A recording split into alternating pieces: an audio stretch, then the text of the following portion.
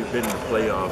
This is the third national championship battle. We played them in the Sugar Bowl last year. Every time we played them, there's been a lot at cost, a lot at risk as far as the season. So it's always about finishing, and both teams want to finish as the first 15-0 team in the history of college football and come out as national championship, as national champions. So it's going to be good. You mentioned the trenches. Clemson's D-line had its struggles last year with Alabama's D-line. Just how much of a responsibility, I don't know if that's the right word, do you guys feel the D-line to make sure that O-line's prepared? I mean, just in general, as the whole entire team, the team goes as we goes. But the O-line, they understand, everything that comes with it. They've had a great year. And it's not the same O-line from last year either. Mitch Hyatt ain't the same player he was last year. Neither is Justin Falcinelli, or neither is Sean Pollard or John Simpson. We're completely different guys. So, but they do understand that, in games like this, that you got to play with them up front. And it can be a lot of pressure, but we see it as opportunity. And I know that that's how they're looking at it, from their standpoint, because they know if they play well, it's going to be a good chance that we win. So I don't feel like they have anything to really be worried about as far as, we got to get them ready to play. But, if they do want anything that can help them get ready to play, we know we got a good enough D-line that can help any offensive line be ready. So it's going to be good, just like they're going to help us too. So. Clelin, I know you guys on the line had your own reasons for returning this year, and winning a national championship wasn't the only one, but how much does that go through your mind just leading up to the game this week? Oh man, it's huge, man, because I don't feel, obviously, I don't even look at it just as if we play well, national championship would be the end result. But it's all about just how you want to finish.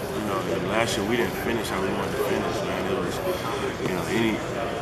we just in general we felt like we got our butts kicked. We felt like we didn't play well enough, and they really just whooped us.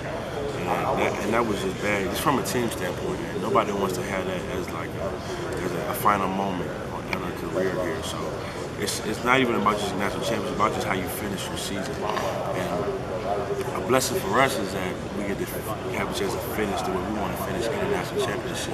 So that's just the biggest thing with us, man. We want to always just finish everything with just on a good note. Were you hoping Alabama would beat Oklahoma just for that reason, get another crack at them and kind of finish the right way against them? I mean, I feel like they were the better team. So, and hopefully we beat Notre Dame, which we did. So, just me personally, I don't want to play nobody that I feel like, wasn't the best as far as, in the national championship game. And I feel like Alabama was the best team other than us. So, but that's just how it turned out. I'm happy that we get to play the best team. Clelin, does the 2016 game stick out to you more or last year's game? The game y'all won last year? Last year? I'm the one who lost last year for sure. Somebody has just asked me this. Do I remember the losses or the wins more? But I feel like, when I'm done playing ball, and you always remember the good times more than the bad times. But, when you're right in the midst of it, and I'm still, a player, and I'm still focused on, the next thing, you kind of don't like to marvel on the successes you've had, because that can kind of draw you away from it now. But I do remember, you do remember the times that you didn't play well, and you want to get better at those things. So I definitely remember the bad taste in my mouth that the loss of last year. So. What about Albert Huggins, his play and stepping in for like he had last week, and gonna have to do again this week? It's just the same as it's always been. Bert's always been that just a guy that you can rely on to come in and play well. And he's played like a starter since he's been here. So it's just not another game, but it's just another preparation, a week of preparation for Albert. And it's obviously not a championship game, so he's gonna have to play well. Just like all of us are going to need to play well. So no worries here. We just ready to get back to work. How happy were you for Austin in the game that he had in the Cotton Bowl? 2 sacks, a tackle for loss, and winning the defensive MVP.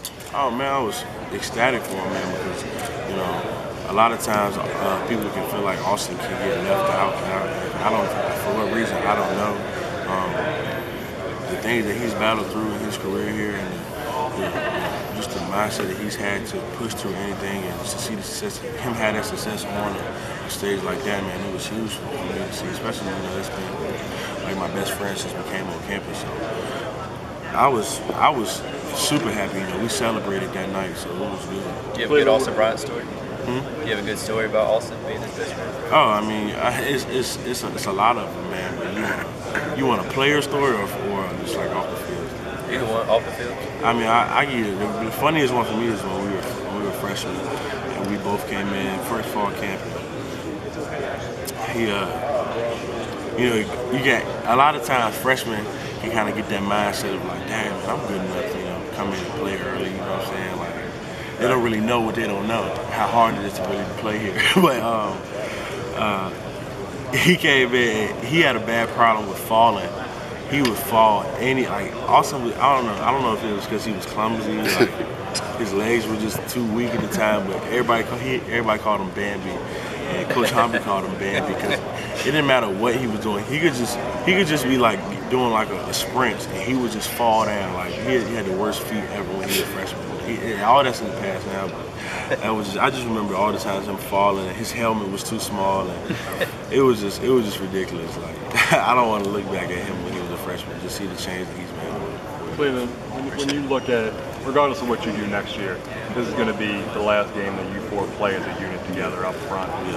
Are you able to put into perspective what you guys have been through, what you've been able to accomplish, and what those guys mean to you? I will. I mean, I don't have to put in perspective what they mean to me because, you know, our love for each other run deep in football, but just as far as the accomplishments that we've had together, the things that we've done on the field together, I won't really look at that till that's actually over with. So when we had that banquet, you know, next week, that'll be a great time to do it. But we're so focused on being our best for this team right now and going out there and having a great performance because we know the team goes as we go. You know, we can't really marvel as far as what we've already done as a group, even though it's been a lot of great success for sure.